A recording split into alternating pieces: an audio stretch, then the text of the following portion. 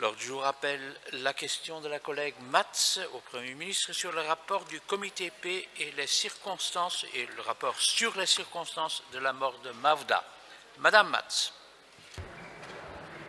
Merci, Monsieur le Président. Monsieur le Premier ministre, le 17 mai 2008, un événement tragique s'est produit. Il a conduit à la mort d'une petite fille, Maouda, dans des circonstances tragiques, puisque c'est un tir émanant de la police dans une course-poursuite qui est à l'origine de ce décès. Le 31 mai 2018, à cette même tribune, en réponse à différentes interpellations et interrogations des parlementaires, vous avez répondu que ce n'est que quand nous serons, vous parlez-vous bien sûr, parfaitement éclairés sur l'ensemble des éléments du dossier, dont je ne dispose pas encore à ce stade, qu'il sera possible pour le secrétaire d'État de prendre une décision. C'est bien le secrétaire d'État qui prendra la décision. Nous veillerons à ce qu'il y ait une concertation au sein du gouvernement sur ce sujet sensible. Aujourd'hui, vous disposez, avec le rapport du comité P, de tous les éléments pour statuer sur la situation de cette famille.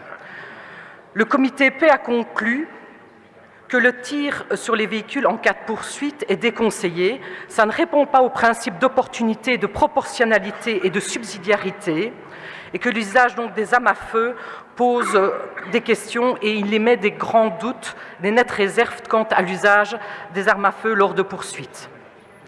Il semble donc que l'opération ne se soit pas déroulée comme il se doit. D'autre part, le comité P formule une série de recommandations en matière de formation, d'information des policiers qui sont habilités à opérer ce type d'opération. Pouvez-vous nous dire si la concertation dont vous parliez le 31 mai 2018 à cette tribune a eu lieu au sein du gouvernement, puisque vous disposez de l'ensemble des éléments pour que cette concertation puisse avoir lieu? Quelles mesures le gouvernement compte-t-il prendre par rapport à la famille de Maouda?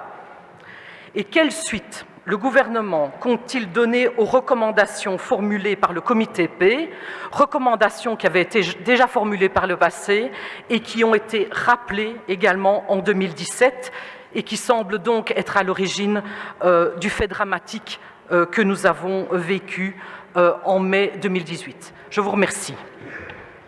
Merci Madame Matz. La parole est au Premier ministre. Merci, Monsieur le Président, chers collègues, et nous partageons tous effectivement l'émotion que vous avez exprimée sur des faits qui sont des faits tragiques lorsque des parents perdent un enfant. Effectivement, je me suis exprimé à cette tribune et je maintiens chacun des mots que j'ai exprimés à l'époque, mais il y a un point sur lequel, Madame la députée, je me permets de corriger votre propos. Dans ma réponse, j'ai bien indiqué que l'engagement que j'ai pris au nom du gouvernement et d'ailleurs communiqué à la famille, c'était de veiller à ce que l'état de droit, la séparation des pouvoirs, l'indépendance des enquêtes puisse se déployer. Et l'ensemble des éléments, ce n'est pas seulement l'enquête du comité P. Quand vous prenez ma déclaration complète que j'ai exprimée à cette tribune, je parle et de l'enquête judiciaire et de l'enquête du comité P. L'enquête du comité P a été communiquée au Parlement il y a quelques jours, elle dépend directement du Parlement. Il y a par ailleurs, c'est très important, une enquête judiciaire qui se poursuit. Mieux que cela, il y a plusieurs enquêtes judiciaires, puisqu'il y a 3 points qui font l'objet d'une enquête judiciaire. La question de ce tir mortel et de cette tragédie, la question des entraves méchantes et des refus d'obtempérer, dans le cas de la course-poursuite, ça relève des autorités judiciaires locales à Mons. Et puis il y a un 3e volet, qui est un volet de trafiquants d'êtres humains, en cas de suspicion de trafiquants d'êtres humains, qui relève du parquet fédéral. Alors, là aussi, je veux évidemment respecter totalement la séparation des pouvoirs, mais quand même pouvoir communiquer au Parlement que s'agissant de l'enquête judiciaire, des procédures sont en cours de demande d'extradition, puisqu'il semblerait qu'une personne suspectée ait été interpellée en dehors du sol belge et que des procédures d'extradition sont en cours sur le sujet. Et donc nous sommes conséquents, je pense effectivement que nous devons veiller à obtenir l'ensemble des éléments qui comportent un volet comité P et un volet enquête judiciaire, séparation stricte des pouvoirs. Enfin, s'agissant des recommandations du comité P, il y a eu des premiers débats au Parlement sur le sujet, des opinions ont été exprimées. Il va de soi que le gouvernement et les ministres en charge, avec les hautes autorités des services de sécurité, devront voir de quelle manière on peut déjà tenter de traduire les recommandations sur les 3 points qui ont été identifiés dans le cadre de ces conclusions du comité P, qui ont suscité, c'est bien normal, les débats parlementaires, puisque le comité P est rattaché au Parlement, comme chacun ici le sait. Voilà, Madame la députée, j'espère que cet éclairage permet de compléter et de donner de la nuance à l'interprétation que vous aviez de cette situation. Merci, Monsieur le Premier ministre. Madame Matz. Je ne sais pas quoi vous répondre, Monsieur le Premier ministre, parce que d'abord, je n'ai fait aucune interprétation. J'ai dit que vous aviez des éléments en main, j'ai repris vos déclarations, et je ne peux pas concevoir que chaque fois qu'il y a des éléments qui sont en votre possession, vous reculiez encore davantage sur la décision à prendre. Il y avait déjà à l'époque des demandes très fortes, de demandes de régularisation de cette famille qui a souffert, je parle de demande de régulation, de cette famille qui a souffert la perte d'un enfant.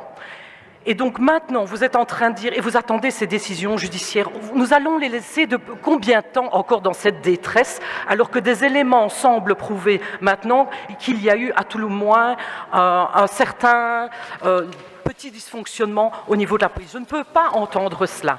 Et donc je me demande pourquoi le gouvernement ne statue pas, alors que vous aviez dit, bien sûr, vous parliez de l'ensemble des procédures. Ici, vous avez une procédure qui est très claire sur la manière dont les choses se sont passées.